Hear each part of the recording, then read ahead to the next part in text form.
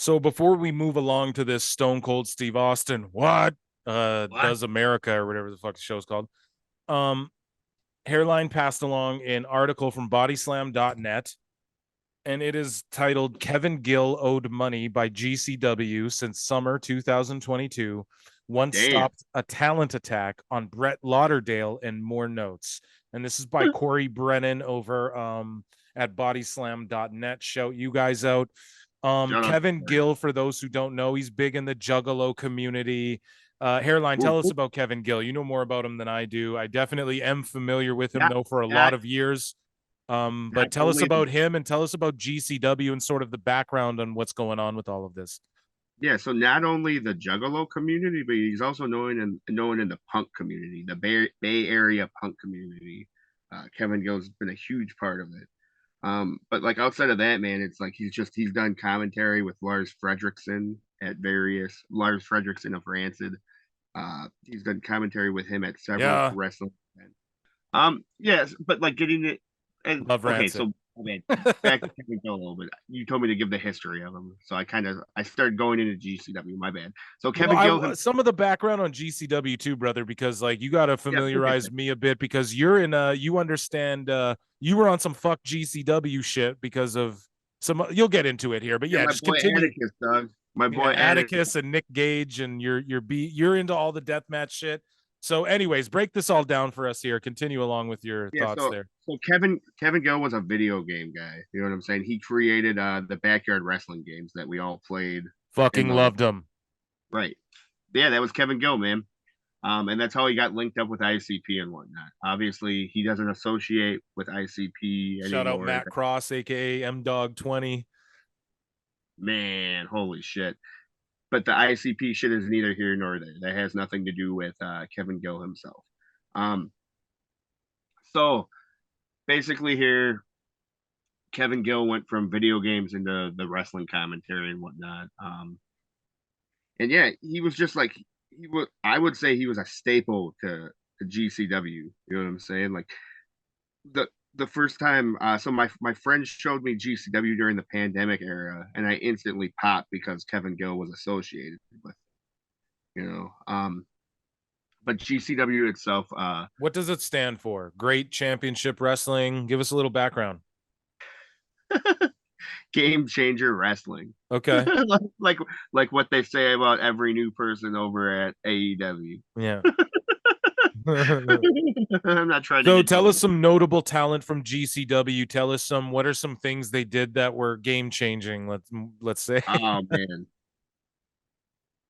Okay, so I guess some of my personal favorites from GCW. I'm a really big fan of Bussy, which is Effie and Alley Catch. Effie is one of the homosexual wrestlers, but it's like I don't know. I'm at that point where it's like I don't even like see gay people anymore. You know what I'm Yeah, I saying? was But just gonna say, dude, Effie, like, I don't even. It's like you don't have to be like, oh, the gay wrestler. It's like, he's but he. he has gay I've seen spots. his matches. He does great work. I've put him on. I've used him in some artwork. You know, I like Effie. So, word, shout out Yeah. Effie. Oh man, Effie's the man. Yeah, yeah, Yeah. Oh, for yeah, sure. yeah, dude. I'm familiar with Effie, and I know Alley Catch as well, dude. Follow them on Twitter. Allie's OG Bay Dog. Yeah, shout them out, bro. Yeah, man. So yeah, it's GCW. My main problem with GCW is the lack of like storylines. You know, like it's a lot of just hot shotting and like this guy's wrestling this guy for this fucking just a wrestle. And like if you're into that, like I'm not trying to shit on something people are interested in. Like it's kind of like AEW kids. Like they don't need the ring psychology. They just need their little flips and shit. I feel like it's the same with the GCW chuds. They just need their little deathmatch spots or their little. They have a lot of like fucking like 6-man fucking clusterfuck bullshit. It's just throughout me watching GCW and whatnot, it's just wrestlers would slowly have a falling out with Brett Lauderdale and whatnot. And like I said, I was a huge supporter of Atticus Cogar and whatnot. And Okay. when him and 440 and Ricky Shane Page all separate, all just pulled away from GCW, it really was when the straw that broke the camel's back. Like fuck this, man.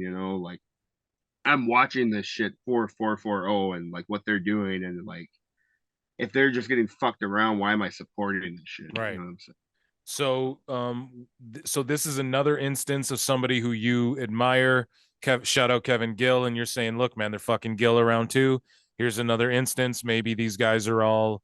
This is a condemnation, or this is like the fucking. I'm trying to make a Titanic reference to you because I know you're a fucking Titanic mark, but it's the iceberg. I don't know.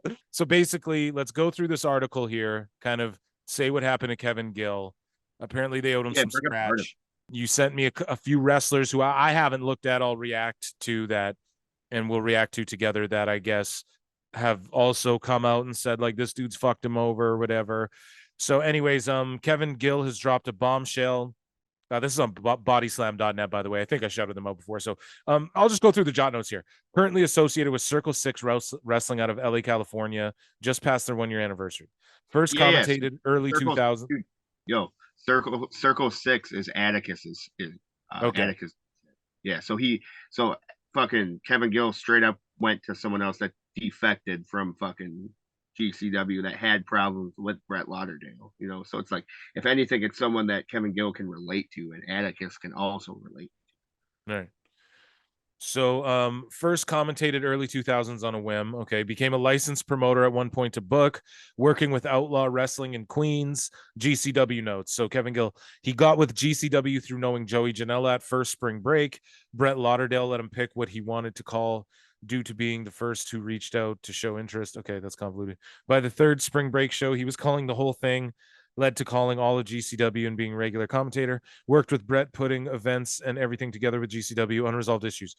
He's owed money by GCW back to summer fall of 2022. Doesn't feel valued, stopped getting booked for shows, one stop to talent from physically attacking Brett Lauderdale.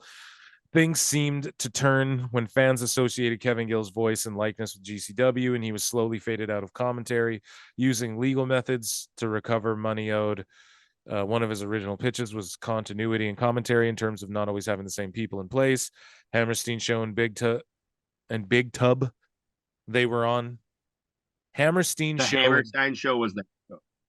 and That's Big that show Tub, where. they were on, died because of the booking. Instead of being a new era for GCW, it became something else. Can't book JJ Right. to do a job. Tried to pull up Alley Cat. Okay, hold on. Tony said What Ruby what you wasn't just said losing. there? Show was way overbooked and not a regular GCW show. So I don't get really all that sort of like in the weeds stuff Okay, there. hold on. Let me explain that to you. Right. Yeah. So that's what I was talking about with Atticus. That was the event that where Atticus uh defected over. You know what I'm saying? So basically what happened is GCW basically had their WrestleMania, and they're a bunch of goddamn marks, you know what I'm saying? So they rented out the Hammerstein, because Right. they're a bunch of fucking hardcore kids. So like obviously they have to mimic Paul Heyman. So basically they booked this show there, and it's nothing like a GCW show. You know what I'm saying? It's like they Ruby Soho was there, it said. right, yeah, man. There was a bunch of botches. Obviously, this is that event I told you where the Briscoes only got 5 minutes against fucking Nick Oh my. Gage and Fremont. You know what I'm saying? Because it was just booked goofy and whatnot. Like why did they book? Because Brett Lauderdale's just I think he was just over his head, man. in over his head. Yeah. Yeah, man. I'm sorry. Some Oh, examples don't here, be quick. sorry, bro. It's just like there was people on the pre-show, like just like talking that were never associated with GCW, and it was just like he had these people on there just because like He tried they to had sports higher entertain it rating. up. Yeah, yeah. It's kind of like a Sean Ross Sapp moment where it's all like, oh, I'm Sean Ross Sapp because he's associated with this. It was the same thing where Brett was only having people on there because they were associated with crap. Um, and I don't know, man, just like a bunch of other stupid crap. Like there was Joey Janela versus fucking Matt Cardona and shit. And they hyped it up to be this really big body, them tearing each other apart. And the match was just filled with comedy spots and a bunch of like other stupid crap. I remember fucking there was a moment where uh, and I don't mean this isn't about body shaming, but just to describe the guy because I unfortunately don't know his name. This obese wrestler came out and just interfered in the match, and it's like I never saw this guy before in a GCW event, and it's just Yeah. little shit. Like it was But just a it's really Joey goofy event. Janela, bro. Oh my god, Joey Janela did a comedy match. I'm not But dude, surprised. listen, bro. Joey Janela had a. I've seen a bunch of good Joey Janela matches. I He's swear, great on Twitter, bro. I like him. I like him. I could He's a show good you kid. some good GCW Joey Janela matches, man. He started toning near the end of my GCW watch. Joey really started toning up and taking his shit more serious. Yeah, he did at the end of his AEW run too, and then but they still let his contract run out. But you could see he was really trying, and it's Yeah, for weird too sure. because you want to know, dude. This is what I've noticed too. Sorry to bring it back to AEW and Tony Khan, but when he's Right. about, so I think we brought up off pod or maybe it was on pod that AEW let Leva Bates go, and we were talking about how Tony Khan's sort of passive aggressive about this stuff, and Big Swole and Leva Bates and other people are like, dude, he just stops talking to you. But Leva Bates was randomly booked once or twice recently to do a couple jobs, and I noticed the same thing with Swole, and I noticed the same thing with Janela. It was like right before he just let their shit run up, and they all said the same thing, like, dude, Tony just passive aggressively like ignores you when he has nothing for you. And it's funny because they all went on TV and did some jobs, like, so he books you a handful of times and then just lets you go and ignores you. It's fucking like, I don't know, Good it's luck, funny. Commander. Yeah, exactly. Good luck, Commander. But anyways, Yeah, man. So like basically, this Hammerstein event right, was it a was a big big goof. botch, Right. So and Kevin Gill. it wasn't real GCW, so the fans got mad, some of the wrestlers got mad, I'm sure Kevin Gill got mad. Yeah. So that's what that was. Was there any other bullet points after this Ruby Hammerstein? Soho. It said Ruby Soho did it, like Tony lied about her doing a job or some shit. Yeah. So Ruby Soho was brought in to wrestle Alley Catch, and Alley jobbed to Ruby Soho, and that's complete bullshit because Alley's one of the best parts of GCW. You Right. know, I So don't. Tony probably lied to Lauderdale, or else Lauderdale lied to people about what Tony said, that if Ruby would do Shocker. the job or not. Yeah. In a nutshell, man, it's basically just Brett's kind of like Paul Heyman, you know. But continue with this blog article. Basically, Well, let's he's get owed some scratch. Like, I mean, who isn't? right. It's fucked what people with better lawyers can do, bro. Gill has not commentated on a GCW show since September last year, last announcing at Effie's Big Gay Brunch 5. We will have to see what the future holds for Kevin, but he has finally decided to take his issues into the public forum. So yeah, pretty much he's going public. Alex Colon, hands down, I would say the greatest deathmatch wrestler of all time. At least Related right to now. like the Colognes, like Epico and Primo and Carlito, or just No, no, not he is Puerto Rican though. right, but just not okay, not related though. Bro. I'll show you some Alex Colon, bro. He's fucking sick. Okay, so the first tweet is Alex Go Cologne that. at Alex Cologne 0139. He's responding to at Rich Homie Juice. Never work for someone who doesn't care if you're going to live to see another day. And Alex Cologne says, I couldn't agree more. If anyone is that curious, open your eyes and connect the dots. Ask why and how come. Alex Brett, Cologne, how do you tell somebody something along the lines of these dudes are just pieces of the puzzle? They're interchangeable. They're here for us to make money. So I sacrificed for that kind of mentality. Shame on me for not knowing better. Now back to your normal program. boom. There's just some behavior that I can't understand. I will not stand behind letters that people break or have broken their backs for to be treated as expendables. Pay us like sheep while you sit on a throne of gold. Fans need to support talent, not letters that neglect talent. Wake up. You spend a milli, we barely break 300. So that just ain't right there. Fuck you in the house, you something, because there's a blue thing in the way. So he's going off on Brett Lauderdale, I'm assuming, about Brett Lauderdale telling people they're interchangeable pieces in his company. Yeah, man. And Alex Colon Christ, rode hard. man, in my outs off pod, let's say in some other universe or in personal life, I've dealt with promoters like this, bro, who literally have this mentality like, no, man, they care about the names we bring here, not you, plebeian. Right. And that is just such a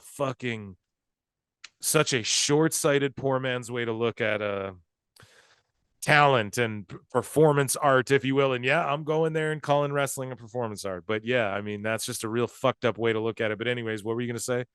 Yeah, man. Alex Colon was like a staple of GCW too. He was part. He would do he would do a GCW podcast with his buddy Steven out of Japan.